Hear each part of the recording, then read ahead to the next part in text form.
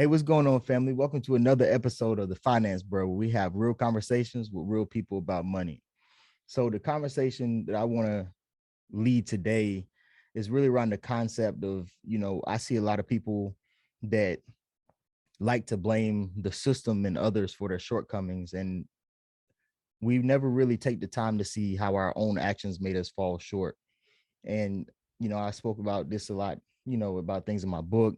And I have this conversation a lot with people as well. And it kind of falls into the lines of accountability. But you know one of the things that I try to emphasize with people is the importance of, before you look at how to blame others for whatever your current situation is that you may not be happy with, we have to do a better job at you know looking internally first and seeing what actions we committed that drove us to be in that situation. A lot of us skip that self-reflection piece and just jump straight to blaming others. But I read something in a book by Gary V, and in a section that talks about accountability, it covers just that. And he spoke about how, when you immediately jump to blame others for the situation you're in, you're basically admitting to yourself that you're not in control. So by admitting to yourself that you're in control, now you're basically subjected to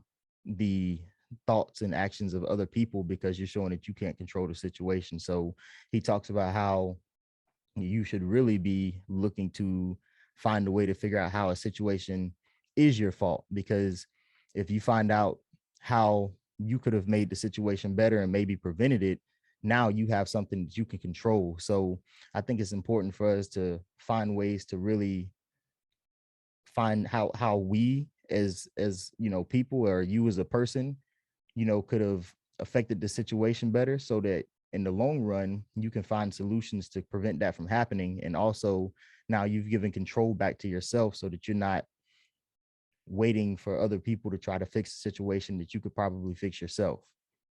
And so, before I kind of jump deep into this, I kind of want to start off with a story, because I think this story will be a great example of what this looks like, especially in the realm of personal finance, right? So, I get a lot of calls from people, whether I end up working with them or not. A lot of times they'll call and they'll be experiencing a situation. And one of the things I like to do is, if someone calls, like, I'm gonna talk with you and help you figure out, where the issues with the situation are. Is the situation caused by an outside entity that you truly have no control over, or is it something that you could probably fix or do to make the situation better, right? So with this story, how it kind of went is, I got a phone call one day, and I'm listening to the situation, and they're calling and they're very emotional and right, which makes sense, right? Because their goal was to buy a home. And the first thing they said to me, which kind of perked my ears up and made me wonder what was really going on, is they called me and they were like, "Hey, the lenders are racist. This market's racist. We got declined, and I did the research and I see that we have qualifying credit scores. Like, there's no reason we shouldn't be able to qualify for a home. Um, blase, blase." And so, I said, "Hey, okay, I personally have not seen a situation where the system was being racist and it prevented someone from getting money. However, let's look at your financial profile. Let's see how you're actually looking, so that if everything does look correctly, then I can help you find a way forward to hold these people accountable for, kind of subjecting you to unfair practices when it comes to lending money, right? Because even though I haven't seen it, it doesn't mean that it's not true and it's not happening, right? So there's a lot of programs in place to help prevent that, and those programs are in place because clearly those things happen. So I wanted to, give them a fair look and help them figure out, is there something that you guys could be doing to prevent that from happening? And maybe you're just not able to see the full picture because you don't understand how all of these things work, right? So first thing we do is, I said, "Hey, let's look at your credit reports and see how that is."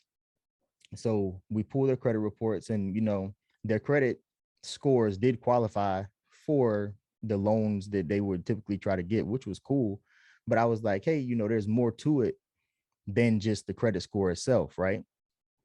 So let's look, and as I'm looking through the credit profiles there, I start noticing things. There's missed payments, there's multiple collections accounts, there's charge-offs. And I'm like, hey, even though your credit score qualifies, these things, like especially these collections accounts and charge-offs and missed payments, are kind of red flags to a lender, right? Because they're showing that you have irresponsible practices when it comes to paying things that you're supposed to pay. And then the next thing that I identified, I was like, hey, all right, so you have all these revolving accounts. So you have these credit card accounts. Let's see what your debt to income ratio, where like your debt to income ratio is. So, did the math, and they actually had, a debt to income ratio that was over 90%.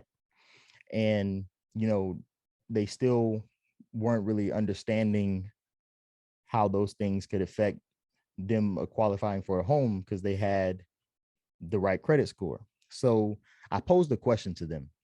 And the question was, hey, if I came to you asking you for money and you knew that 90% of my income was already going to other debts that I had to repay every month, right? And then because I was asking to borrow money from you, the money that I would need to repay you every month was more than I physically had left over from my own money every month after paying my other expenses. Would you give me the money? And their answer was a very aggressive, unanimous no. And I was like, exactly. Right. So that's the same way it works with on the lending side. If you have a high debt to income ratio, that lender has to determine whether or not they think you would be responsible enough or be able to repay or make the payments that are going to be required to go with this loan, right? And right now, because your debt to income ratio is so high, they know that if you jump on hard times, that loan may be, in jeopardy of becoming a default, which is not what they want, right? Because everyone wants their money. So when they're looking at that, that's going to be something that's really big or really important for them when it comes to determining whether or not they want to give you the money. And then, we jump into another thing. I said, so on top of that, are you guys military? They're like, no. So you can't use the VA. I said, do you live in a rural area with less than 30,000 people? No. Okay. So that means you probably won't qualify for the USDA loan. These are two loans where there's zero down payment, which means that you're going to either use a conventional loan or an FHA loan, which both require a down payment, right? So along with the down payment, there's other fees and things associated with buying a home. So you have your down payment. You typically have to put down due diligence. You're going to have, other fees that you have to pay that go into the loan. You have closing costs and all these other things. So I'm like, hey, on top of that, do you guys have a savings? And, they were like, well, yes, we do. I said, well, how much do you have? And, unfortunately, they said they had basically about $100 in savings. And I was like, hey, you realize that you don't even have enough money saved to cover all these other fees that are associated with it. And a lot of these fees can't just be rolled up into the loan. So you're going to have that money there to cover you. And also, lenders like to see that you have a couple months or whatever. So say your mortgage is $1,000, they want to see that you have $3,000, $6,000 saved, because then that tells them that if, say, you lose your job or you lose your income source where you have the loan, you can still make your payments on your home for an extended amount of time until you're able to find a new source of income, right? And also, that just gives you peace of mind knowing that you have money there so you can cover those things, and also be able to have something to cover you in case hard times come, like in the sense of COVID-19, where people were losing their jobs and whatnot. So, there's a lot more into it than just a credit score. And that's really what I try to help people understand when it goes into that. But now, even though these people, they called me stating that the system was the problem, once we did some deep diving, we realized that it was their own actions and failures to take action in a certain area to put them in the situation to be denied for the loan. It had nothing to do with the lenders and everything to do with basically what they failed to do. So that's a one-off story, but I have plenty of stories like that where this kind of situation occurs. But I tell this story to emphasize to people that, hey, even though things may not seem the way we want, typically we're not getting the answer we want because of things that we failed to do. So it's extremely important for us to really take the time to look and see what we failed to do and what we can start putting in action to correct those deficiencies so that we can make sure that when we go to a lender or anything in life, whether it's you trying to buy a home, a car, or whether you're trying to, get in shape, whatever it may be, making sure that you have everything in place and you've done everything that you needed to do to make sure that you can reach the goals that you set for yourself. Right. And, at the end of the day, I've noticed that we're just very terrible at looking inward before placing blame outward. And unfortunately, and I was one of these people. I definitely had this problem. It's something that I've worked on a lot the past, especially the last year since I've been out of the military, is really fighting back with thinking that we can't be the problem, or thinking that I can't be the problem and everyone else is wrong and everything else is wrong. But, through really making that a goal of mine to really take accountability and figure out what I could do better, I've realized a lot that, there were things that I could always be doing to make situations better, to do things, and that other people weren't always wrong. A lot of times I was actually the one was wrong, but I was just too blinded by my pride and thinking that I had all the answers and I knew how to operate and knew how to do things, that I just did not think that I could be the issue. But now, I understand that that's not the case. And I actually find a lot of joy now. And if something goes wrong, figuring out, hey, what did I do wrong and how could I fix this? And even with, just interpersonal relationships, whether it be, friends, family, whatever, if a situation occurs that I don't like, the first thing I do before I try to place blame is really figure out, hey, where did I go wrong in this? And then once I take that time to think and figure those things out and approach it, I typically approach the conversation in that manner. Like, hey, this is what I realized I did wrong or could have done better. And the conversations now go a lot differently than they used to. When I went and it's like, oh, you did this and this and this, it's like, oh, I typically start the conversation by letting them know what I realized I did wrong. And because I did that, now everyone's defense mechanisms are kind of diffused and put down, and everyone's more open to listening and sharing and getting things figured out. So for those of you listening, this is something that I encourage you to practice, before you get upset and blame other people and go at someone's neck about how you feel like they did wrong. Take a moment, whether it's a day, a couple hours. Don't approach the situation until you've actually taken the time to evaluate what you could have done better or differently to affect the situation to get a different outcome, right? So I really want people to think like, hey, even though we think we can't be the problem, a lot of times we can and we are. So figure out what you did to be the problem, and then try to figure out how you can navigate around that to make sure that you don't make that same mistake or put yourself in that same position again, right? And when it comes to personal finance, there's a lot of people who know their finances are bad, but continue to ignore the problem as if it will go away. And there's a lot of problems with that, because especially in the Black community, I had a lot of friends, I meet a lot of people, and typically just because I'm a financial coach and I'm in this realm, I like to talk to people about personal finance, because I want people to be comfortable having these conversations. And also I've realized that when I do have these conversations with people, it does prompt them to start moving towards taking, a look at their personal finances. Like, I have a conversation, there's people who never gave their credit a thought, and next thing you know, they're calling me asking me, hey, how do I pull my credit so I can see it? And I don't really understand how this works. Can you explain this to me? And every time I do it, because the end state is that I want people to know how this works, how it does, and I want them to take it seriously, because if they do it now, there's less pain they have to go through later on. There's a lot of people who ignore their financial situation for years and years and years. And then when it comes time where they want to do something like buy a home, they can't, because they've ignored all the issues that were in place for years.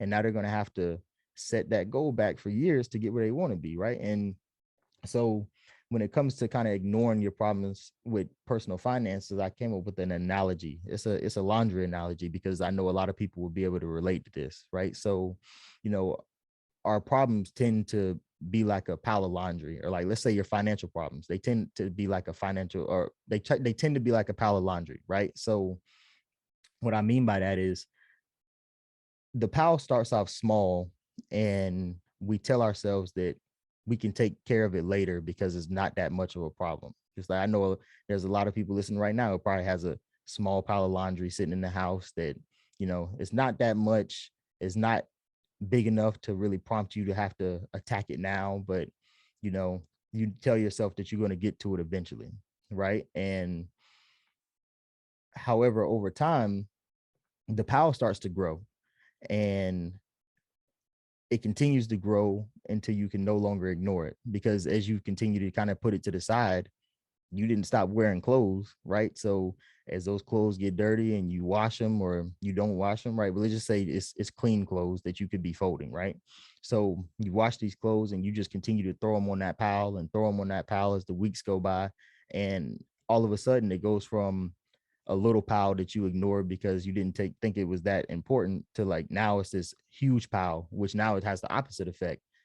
Now it's overwhelming, right? So now before you were ignoring the pile of laundry because it really didn't seem that serious, and now it's so overwhelming that you're ignoring it because it's too serious, right? So because now that you've avoided folding the laundry because the taming it seems like more difficult than just leaving it there, and you tend to just aimlessly scrape through the laundry to find what you need, right? And so there's a lot of people with their personal finances who just continue to ignore it, and they kind of just dab into things as they need them and then go back to what they were doing because they don't want to face the reality of how, how dire the situation is.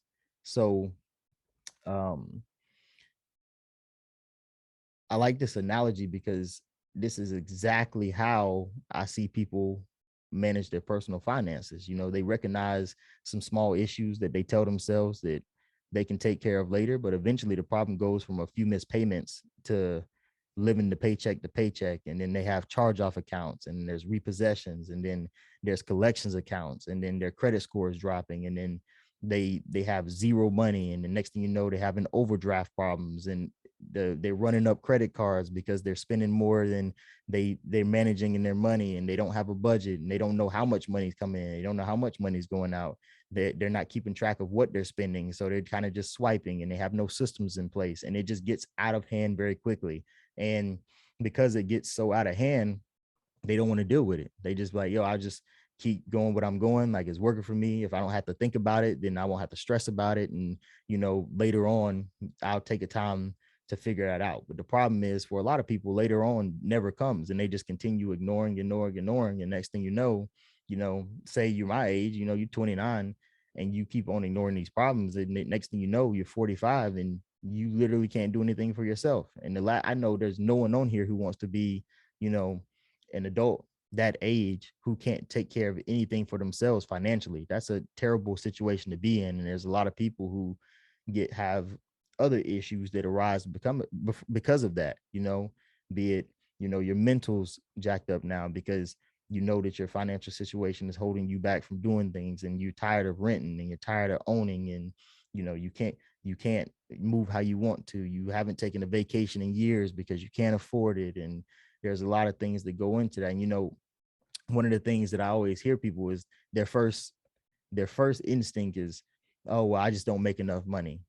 But I'll be honest, I've sat down with a lot of people when it comes to personal finance, and typically their belief is that they need more money. But after sitting down, it becomes very obvious that they actually do make enough money to live the life that they currently live. The problem is they're not managing that money properly. So a lot of people think that making more money will solve the issues that they're having with their personal finances. However, if you don't know how to manage your money, all making more money is going to do is give you more opportunity to put yourself in worse situations. Now you make larger purchases, and then you get larger sums of debt. Like, it doesn't work the way people are going to think it is when it comes to managing your money.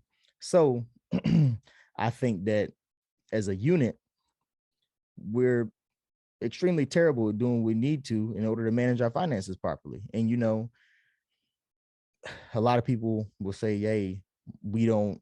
I wasn't taught about finances as a kid, right? But one of the things that I'm big on is the fact that excuses really don't get us anywhere, right? And excuses are the tools of the incompetent. I know all of us, we know what that means, right? Yeah, I'm not gonna spit that out here, but uh that's really that I really like that poem or that little saying, because it's true.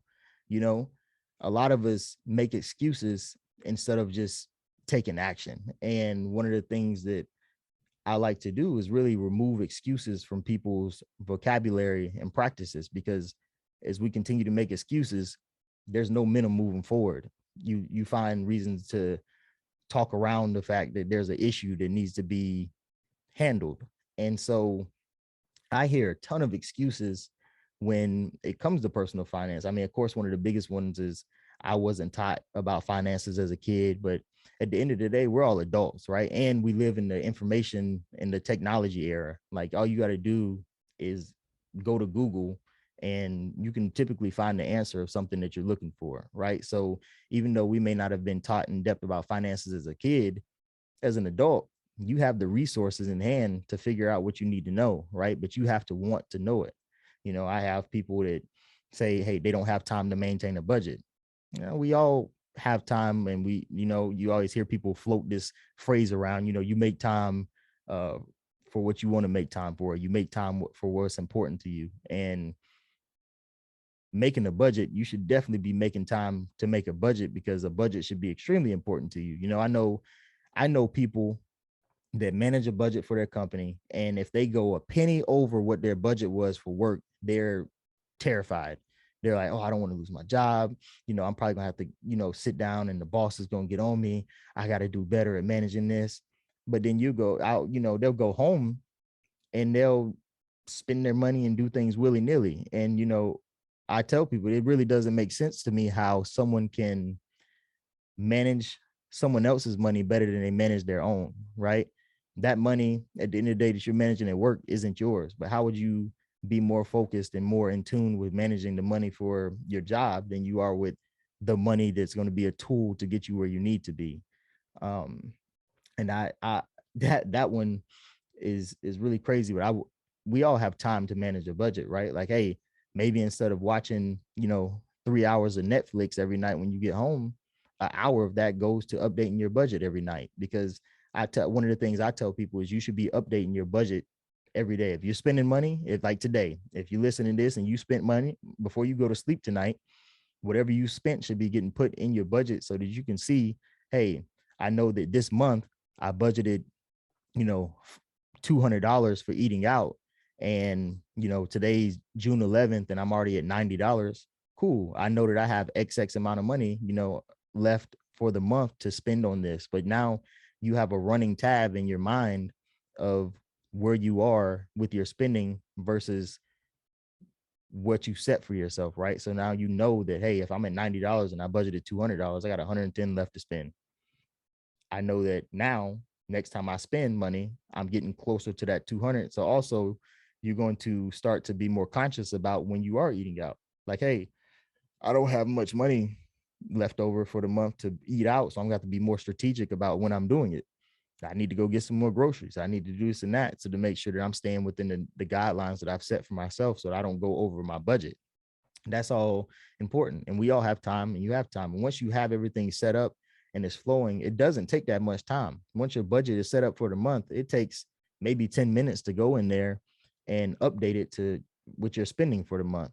And I think people think that, it's more time consuming and more tedious than it is because they haven't done it. And because they're thinking about all the work they're going to have to do leading up to getting, their budget and everything set up properly so that they know where they need to be. And that will take time, but it's time that's important, because even though it may take you, a few hours or a couple days to get your financial picture in place and get everything organized and be where you want to be. In the long run, it's going to save you a lot of time on the back end. You have, hey, because I have this set up, I know that with all my debts, in the next 8 months, if I stick to my plan, I'll be debt free. And now all this money's free so that you can do other things. You can build a savings. You can, start doing all these, maybe you want to take some trips. You can start putting some money into a short-term savings to maybe start funding your trips. You can put some money into a long-term savings so that you can put a down payment on a home and, have the closing costs paid. And also, so you don't have to, after you buy the home, you don't have to max out a credit card. You also figure out, hey, these are the types of furniture I'd want. You start getting prices and averages for everything you're going to want. And also, hey, I know that all the furniture I'm gonna need for the house is going to cost me 10 grand. Now, also you have that 10 grand in account for the furniture. So now that you can go and pay for that in cash, and you're not having to put yourself in a bad situation that you have to work yourself out of again. All these things allow you to plan ahead so that you don't have to put yourself in a bad situation or try to rush into something that you're not ready for.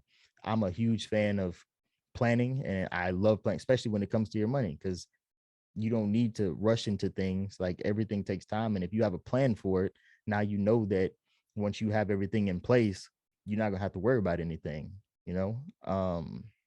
Another thing is, people tell me, oh, I know plenty of people that don't maintain a budget and they're okay. And I tell people, be wary of that, right? Because you'll hear someone say that, oh, I don't have a budget and I'm good, but you don't know if they're good, right? A lot of people, we see it all the time, especially with what social media, people put on fronts all the time. People are fronting, pretending they're happy when they're not. People are taking videos in these luxury cars that actually they just rented for the day, but they're putting on the perception that they own it and they're doing better than they are. And there's a lot of falsehoods that are promoted around the world daily, and it's easy to get caught up and start believing those things. But I know for a fact that there's a lot of people who don't maintain a budget who aren't as good as you think they are, or as good as they say they are. So also, just because they say they are good, and there could be a person that is good and doesn't maintain a budget, but clearly that's not working for you. So you have to make the conscious decision to say, hey, I know that what I'm doing right now isn't working and there needs to be a change. And then you get the people that their excuse is, well, money isn't everything. And I agree. Like, money shouldn't run your life. You shouldn't hold money to this high standard. But however, money is a tool at the end of the day. And just like anything, you want to make sure that you're giving yourself the most high quality tools that you need to do the work that you need to do, right? And if you're not going to, you're going to maintain, if you have a saw, you're not going to continue to use it and not do the things that you need to do to take care of it, to make sure that it can still safely cut wood when you need it to, right? And so money is your tool. You want to make sure that you're doing the right things to make sure that you're putting yourself in a position that when you need that tool to work for you, it can do that. And then, of course, you hear things like, oh, well, the system is rigged and it's not meant for us. And, no matter what I do, I'm not going to be where I want to be. And it's like, that's not true.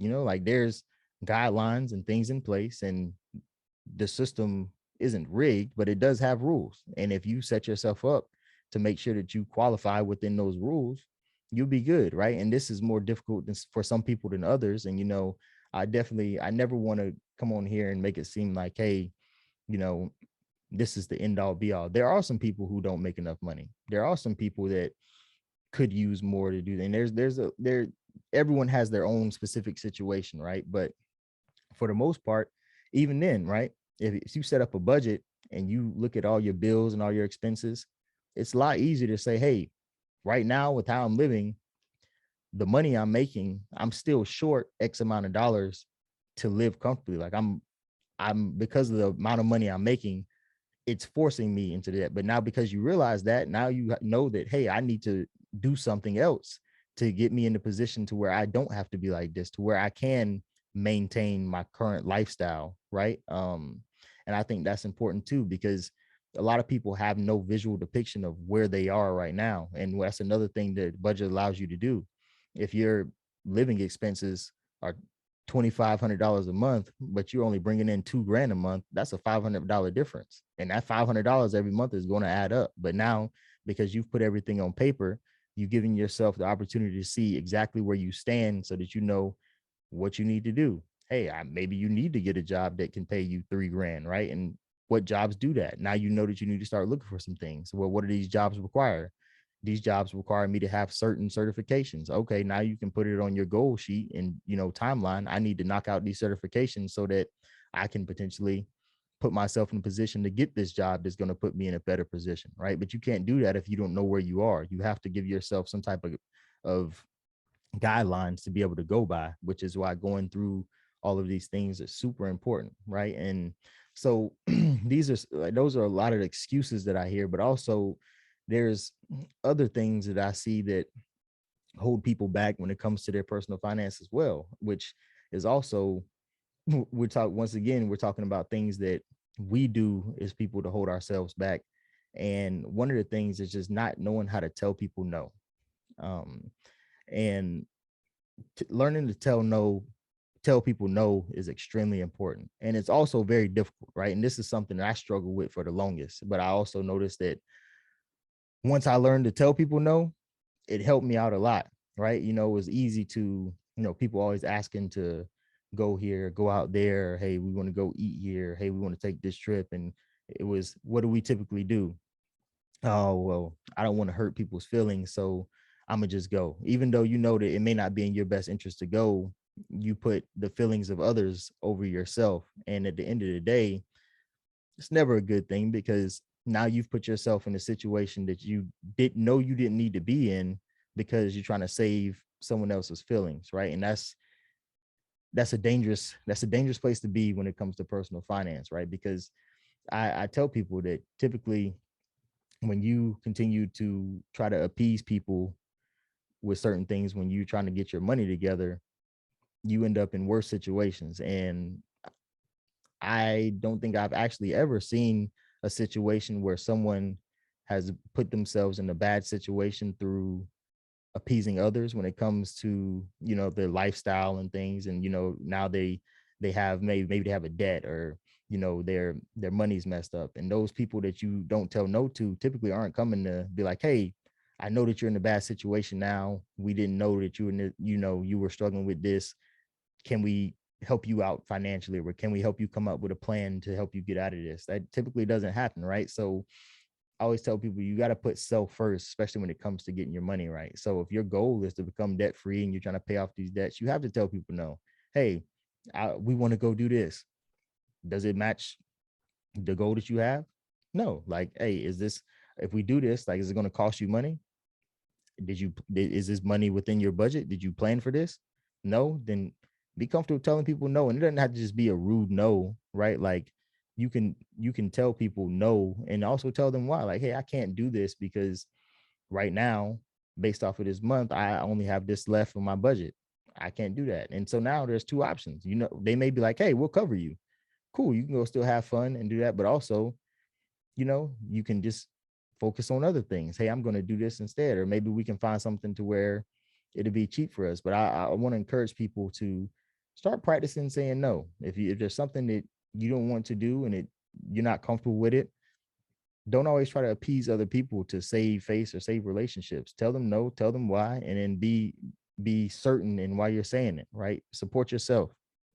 And then, another thing that I see people do, and I've talked about this earlier in the show, but we forget, I see a lot of people that forget to pay bills, and they get upset with, for instance, the credit card company when the late payment shows up on their credit report. And it's like, yo, that's a 30-day late.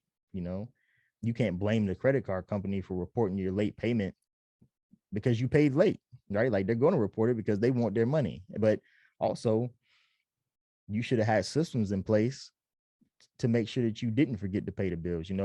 When I teach people to set up their budget, one of the things I have them do is put the due date for their bills on the budget as well. So when they're filling it out, they see those dates all the time. And it's like a constant reminder of, hey, these things are due, and I know it's coming up. I need to make sure that's taken care of. I also have them put the due dates for their bills as a monthly reminder in their phone, right? So you got, for me, I have an iPhone, so I put it in my calendar on there, and I get reminders. I typically set a reminder for how many days before I have another one for the day before, and then another one for the day of, to make sure that I'm doing it. And granted, a lot of my stuff is on auto pay, but there's also some things that aren't. But also, auto pay isn't the end all be all, right? So I've had plenty of situations where the system messed up on whatever it was, and the auto payment didn't get through. But because I had the reminder, it prompted me to go look at whatever that account was and see if it was paid. And because I had the reminder, I saw that, hey, actually the auto pay didn't go through, and I was able to jump on that before it became an issue, right? And then, another thing that I see people do is they don't feel like taking the time to plan a budget every month is really a valuable use of their time, and that's because they really haven't been told why maintaining a budget is important. Because if they understood why it was important, they would know that it's one of the most valuable uses of their time. But that that verbiage has to be portrayed to them in a way that it makes sense, right? And right now, things like this aren't being told to a lot of people, so they don't see the value in it. And until more people start having these conversations so that people can understand why this is important, things like that are going to continue to be an issue. So I hope that, through like conversations on this show, and conversations that I have via social media, or for people who read my book, or people who take my budgeting course, they start to realize why this is valuable, and it should be a good use of your time, right? And it's important to know that, hey, if you're doing this, that's one of the most valuable uses of your time you can have, because it's going to take care of things for you to put you in a position later on to where you're going to be good. So I want people to understand that. And another thing that I see people deal with a lot is they just don't know what their financial goals are in the first place. And that comes from, of course, one, not having a full understanding of where they are in their current financial situation. And they also haven't taken the time to figure out what it is they want to do, right? Like, not everybody wants to, have $100 million or $100,000 saved and all these things. Maybe they want to be debt free just so they can travel more and not have to worry about, you know, the trip that they're taking putting them in debt. And they know that, hey, because I have all these things to take care of, I have a budget, I know that I'm going to have an extra $1,000 a month to take a little trip. Or I know that based off of the money I'm saving every quarter, I can take a trip that's going to be worthwhile and create, amazing memories for myself. And because I'm able to save the way I'm going to, I know that every quarter I can have everything planned out and prepaid. And because I'm planning it out, I can pay these things early, which means I'm typically going to pay cheaper prices on flights and for hotels and all these things than I would having to try to figure it out last minute, because I have no systems in place and I'm trying to run up credit cards. Like, you can plan for all these things, and it'll really help with all of those things. And then, you know, there's a lot of people, and a lot of us just in general, we think we're special, or we think that we're a special case, and that we can just, sweet talk people into doing what we want. And when it comes to the world of money, that's really not a thing, right? Like, you're not just gonna be able to walk into a lender and smile and, talk nice to them and make them overlook the fact that you have a 90% credit or debt to income ratio. It's just not going to happen, right? Like, no one is really a special case, and we have to make sure that we're doing the things that are important to put us in the right position. So, you know, I want to emphasize that none of us are special, right? And we don't get to just rewrite the rules for ourselves and expect people to bend over and accept the fact that we're not doing the things that we're supposed to do, but because we're us, that it's okay. No, that's not how that works. Like, we're not, none of us are that special when it comes to that sense. And there's certain things that we have to do just as adults to set a foundation to make sure that we're where we need to be. And, you know, a lot of us don't do our due diligence and research requirements for things that we want to do, right? Like, there's a lot of people that want to buy a home, and they kind of go into the home buying situation blind, but they didn't do any due diligence and speak to people and do research and see what is going to be required, so that you don't even put yourself in the position to be denied for a home loan, right? Like, there's a lot of people that go thinking that, oh, I'm going to buy a home and I just got to qualify for the loan and everything else is okay, not understanding that, there's a ton of other fees that you're going to have to be paid for out of your pocket that aren't covered in this home loan, right? And there's certain things you're going to have to do that you're not privy to right now, which if you don't do those things, you're not going to be in a situation to get where you want to be. So it's important for people too to just, if you have a goal and you want to do something, I encourage people, please do the research and ask questions prior to getting there. Because now think about it. You apply for a home loan that you can't qualify for. Now what? You have hard inquiries on your credit report for no reason, right? Because there's a difference if you get the inquiry and you qualified for the loan and you're moving forward and everything is good to go. But now, along with getting denied for the loan, now you have this inquiry on your report that does nothing for you. You don't want to do that, right? Because typically you get an inquiry that's going to drop your score about 3 to 5 points for every one. And inquiries also stay on your credit report for 2 years. Now, granted, after about a year, they hurt a lot less, but nonetheless, you don't want to have a bunch of inquiries on your report for things that you never qualified for, because now you're just hurting yourself for no reason.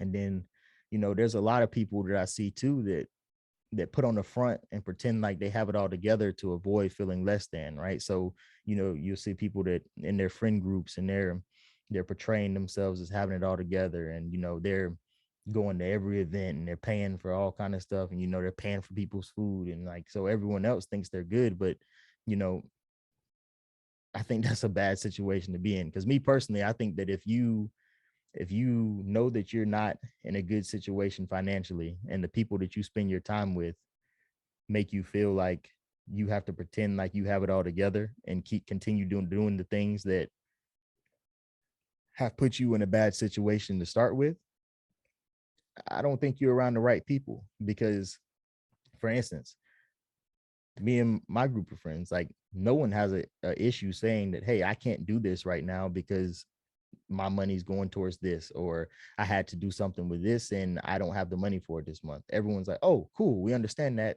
Let's find something else to where we don't put you in that situation. But people feel comfortable voicing that, right? And if you're going to spend time with people that you call your friends or family, you should be able to feel comfortable stating those things, understanding that no one's going to look at you differently or judge you for it, right? And so if you can't voice the fact that you can't do something because of your current financial situation, and you can't tell them like, hey, this is what I'm doing right now, or this is what I'm experiencing, out of fear of being judged or ridiculed, I'm gonna encourage you to find a new group of people to spend time with, because those aren't the people for you. And there's a lot of things that they clearly have to work on as well. But you need to get around some people that are gonna help you feel comfortable on your journey to getting where you want to be financially. And you know that that's tough too, because a lot of people let their fear of being judged stop them from seeking help. But when you're around people like that, of course you're going to have a fear of being judged and not want to ask for help, right? Because if the people you're around make you feel like you have to have your life in a certain way, and if you're not, then you're less than, I wouldn't want to ask for help either, right? So but also I want people to stop letting their fear of being judged stop them from seeking help. Like, it's crazy. Every client, I would say, let's just say, if I've had 100 clients, I'd say the conversation with 95 of them has started off with them saying, hey, I don't want you to judge me, right? And well, for one, you shouldn't even feel like you're going to be judged working with me as a financial coach, right? But that's an indicator of a bigger issue. Is that's clearly a worry for most people when it comes to their finances, is someone judging them and telling, oh, you got this and that, which is not the case, right? We should all be able to be in an environment where we're comfortable saying like, hey, this is where I am, I don't know what to do, I need help, right? And I think that's a terrible thing, because there are a lot of people out here that like to judge people, which is terrible, right? And I tell people, not even on the business side or the financial coaching side, but just in general, even my friends, and I don't judge anyone, because in order for me to judge someone, that would imply that I have some type of perfection that other people don't have. And I'll be the first to say I'm far from perfect. So no matter what it is, who it is, and what we're speaking about, I always tell people, especially if it's something, sensitive like personal finance, or I mean anything else. One of the things I'll lead a conversation with is saying, before we get into this, I just wanted you to ensure or reinsure you that I'm not a judgmental person, and I'm not here to judge. I'm here to help you see where you are, and let's help. The last thing I want to do is judge you, because just like you're in the situation you're in, I could just as easily be in the situation that you're trying to get out of. The last thing I want to do is judge anyone, right? Because I'm not in a place to. I just want to listen, see where you are, and see how I can help, right? And even if it's not me that can provide the help, because you've been able to explain what you're experiencing and what you're going through, I may have someone just within my network that can help you. And because you were able to feel comfortable voicing these things, now you're getting the resources and the help that you do need to get where you want to be. So, you know, I tell people, stop letting the fear of being judged stop you from seeking help, because you're going to have to seek help at some point. And there are a lot of people out here that will not judge you for being where you are.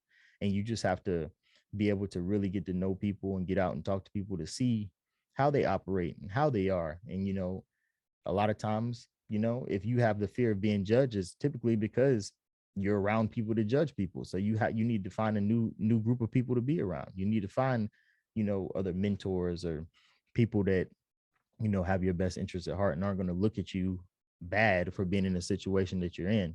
And that's going to help a lot, because it does make me feel bad when I sit down and I speak with people, and the first thing they're worried about is being judged by me. Like, yo, that's the fact that we have to worry about that so much is terrible. Like, why do people feel like they need to worry about being judged when they're trying to get help to get out of a situation?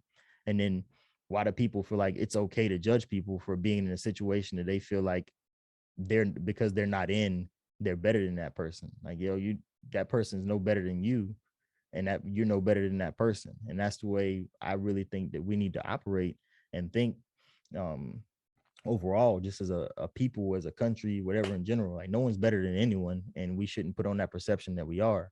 And when someone's in a situation where they need help, like, I wish more people would be, you know, excited and happy to help people, because that's how we all grow. Like, there's a lot of people like me. I get a lot of satisfaction for knowing that I was in the position, or I had the ability to help someone that before, speaking or talking with me, didn't have the ability to get that help before. So, for those of us that may be judgmental or judge people, I encourage you to identify the times that you feel like you are judgmental and work on changing that, because no one can help someone when you can't help anyone when you're judgmental, right? And because you're judgmental, you're going to push a lot of people away that you could have made an impact on. And I think for the most part, most people want to help others, but if you're if you're portraying the image that you judge people for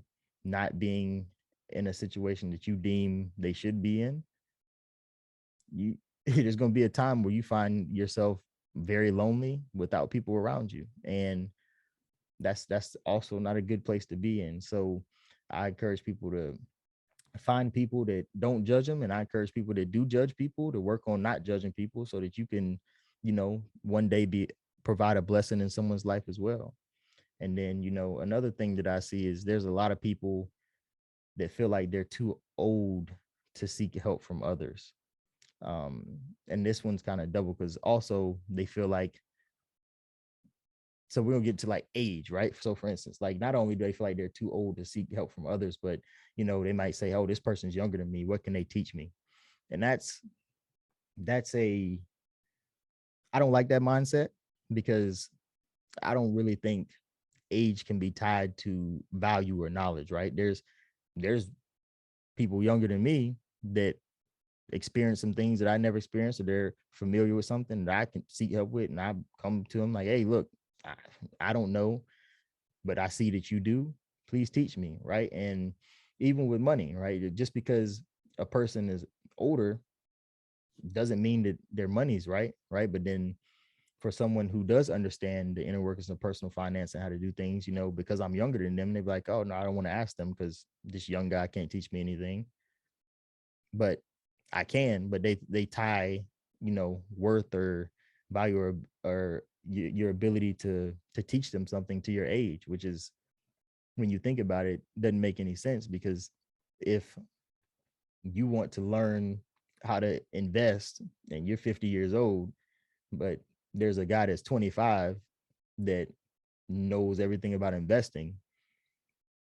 Why would you not go to him and ask for help? Like, just because he's 25, it doesn't matter how old he is. He has the knowledge. You should be humble enough to accept it from him and get it. Right. So I, for people who think that, you tie age to value or age to knowledge, I encourage you to kind of work through that and stop looking at age and just look at more of what a person can offer. Because these days there's a lot of young people that are way ahead of the rest of society because they're learning things early.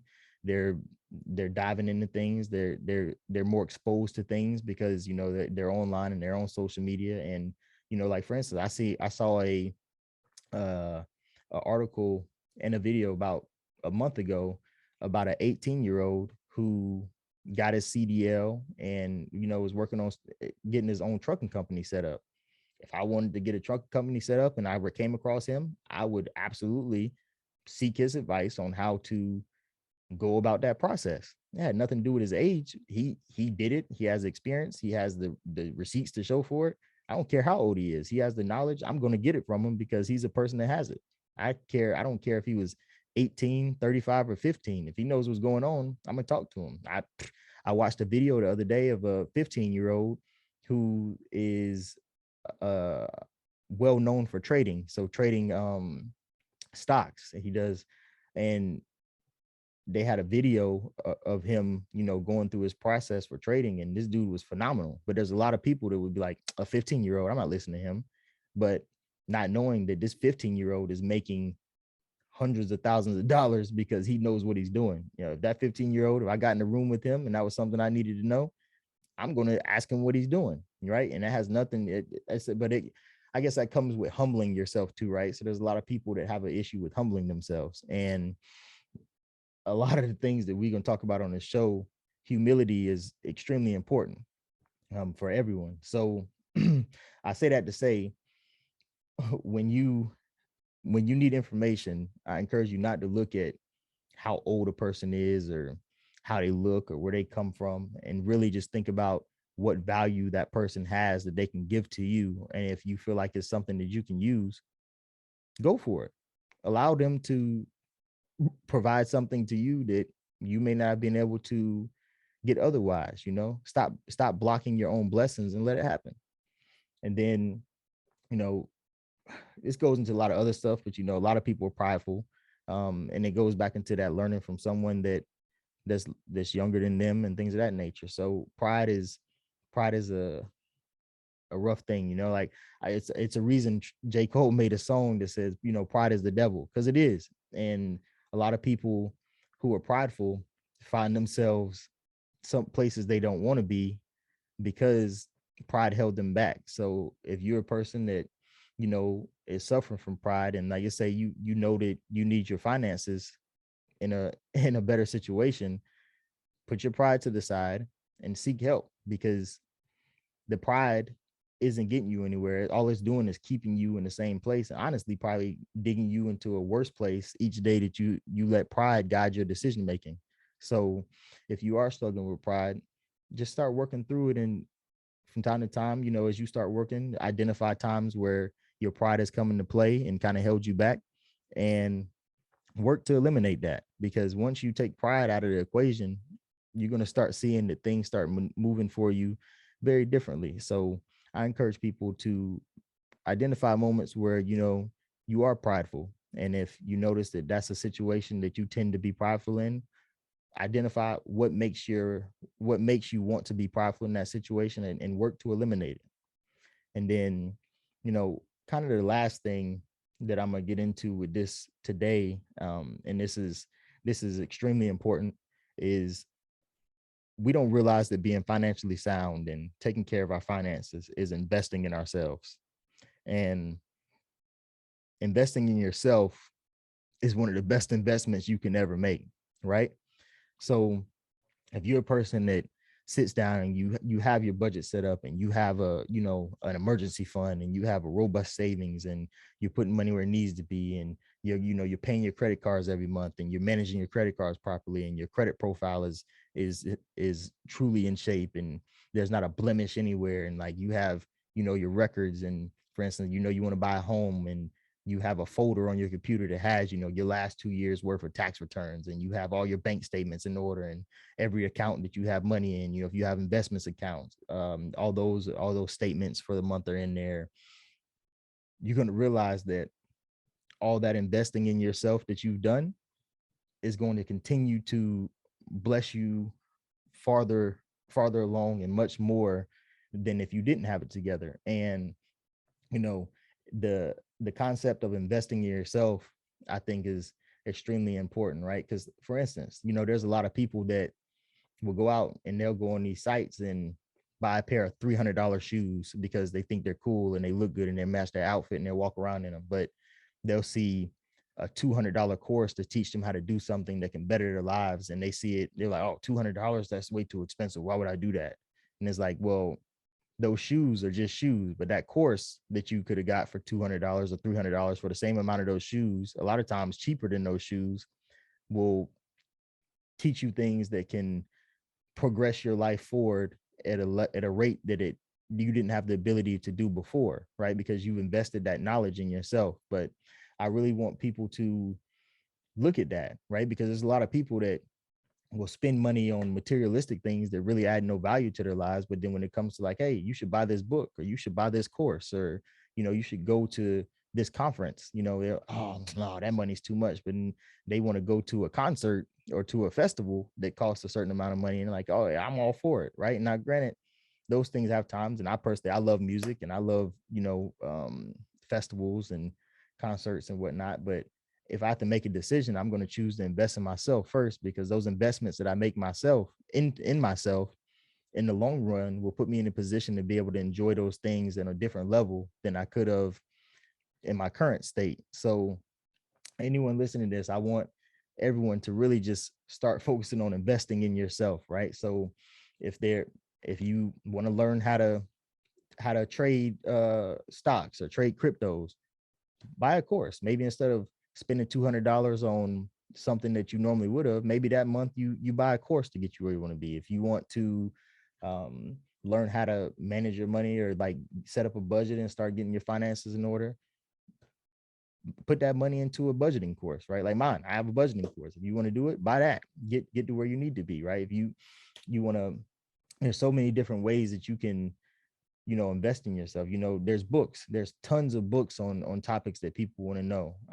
I buy a few books a month and read those, because there's a lot of knowledge that I gain from those that help train me and build different perspectives for myself and all these things. So for those of you listening, I want to encourage you to start looking for ways to invest in yourself, because when you invest in yourself, it's going to carry you a long way, and you're going to be much happier and feel much more fulfilled in life doing those things, because the things that you use to invest in yourself will continue to add value to you and others in the long run, right? Because now that you've invested in yourself and you've gained that knowledge and that perspective, not only does it help you, but now you've put yourself in a position to teach that information to others, or point them in the direction of that information. Hey, I read this book, it was really good, you should get that one, here's why.